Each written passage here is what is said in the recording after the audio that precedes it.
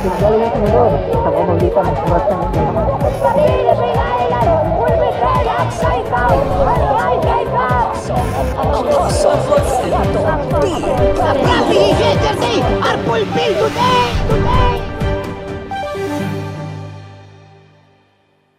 Heaven is invading Surigao.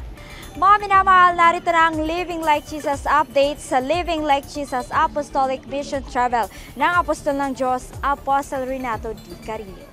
Panahon na ng bansang Pilipinas upang maging bansa ng Diyos. Kaya naman, ang God's End Time Prophet and Apostle na si Apostle Renato D. Carillo ay patuloy na inihahanda ang buong body of Christ, lalo na sa bansa, upang ang bawat bayan at mga barangay nito ay baliktarin patungo sa ating Panginoong Hesukristo.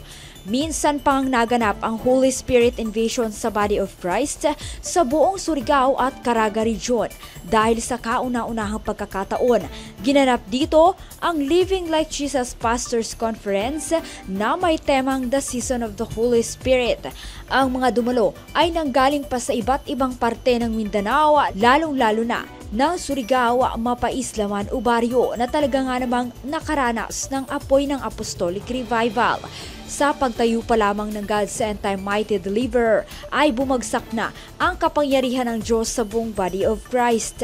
At matapos ito, sinundan ito ng pagbuhos ng dakilang pagdalaw ng Diyos sa kanyang iglesia nang makatayo sa pulpito ang Apostol ng Diyos, Apostle Renato D. Carillo.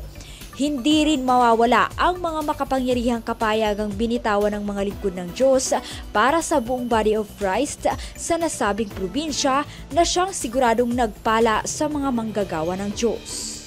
Napakahalaga po tayo yung mga lingkod ng Diyos. Turuan natin ang mga tupa na pinagkatiwala ng Diyos sa atin. Una ay mahalin natin ang Diyos.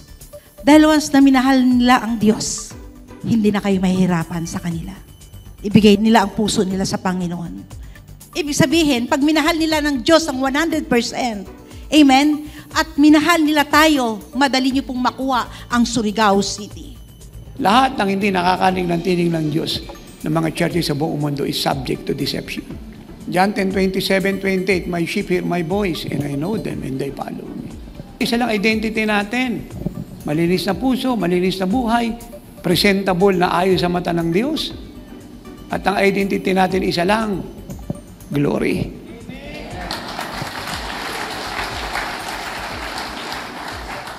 Magpakabanal po kayo. Be righteous. Hindi po inanoint ng God the Father si Jesus ng alang dahilan. Kinumplay niya po ang will ng Diyos. Kinumplay niya ang standard ng Diyos. Kaya hindi kayo dapat magtaka. 3 times sinabi ng God the Father sa kanya. Una, Matthew 3:13-17. And I quote verse 17. This is my beloved Son in whom I am well pleased.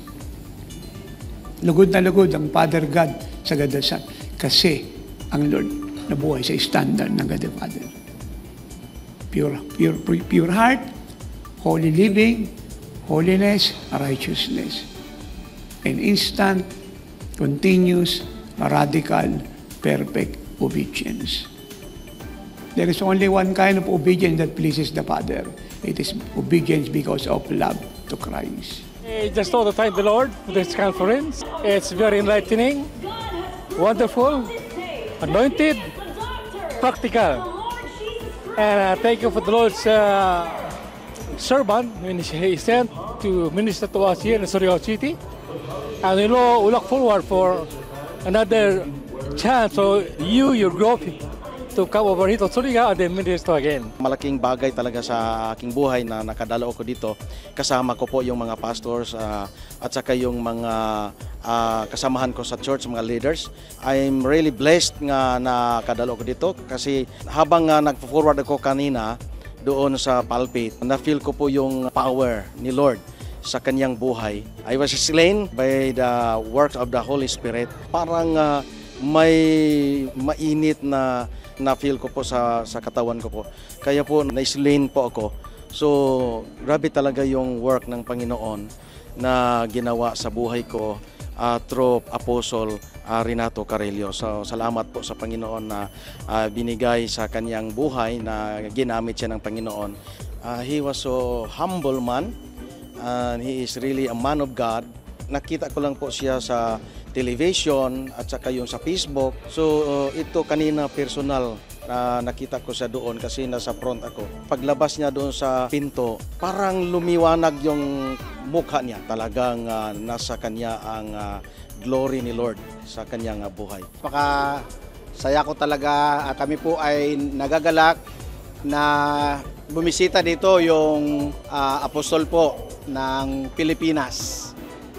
Nagagalak po at sanasihan ang mga pastors natin dito sa Surigao dahil isang oportunidad at napakalaking pasalamat namin sa Panginoon dahil ang gawaing ito ay nagbigay ng pag-encourage sa lahat ng mga pastors na nandito at saka yung fresh anointing ng Panginoon. Ang daming mga mahalagang karanasan ni Apostle Carelio na binigay niya ang sekreto kung paano maging maunlad at saka masagana yung paglilingkod na masaya at saka yung power ng Lord na nandoon. Personally, I really thank the Lord for such a great anointing that I have received. Talagang sa puso ko po may something na change ng Panginoon. And as a leader, na-renew yung lakas ko sa paglingkod sa Kanya. Tunay nga na nagtatayo ang Diyos ng iglesyang banal, matatag, matibay at lumalakad o nabubuhay kagaya ng ating Panginoong Hesus.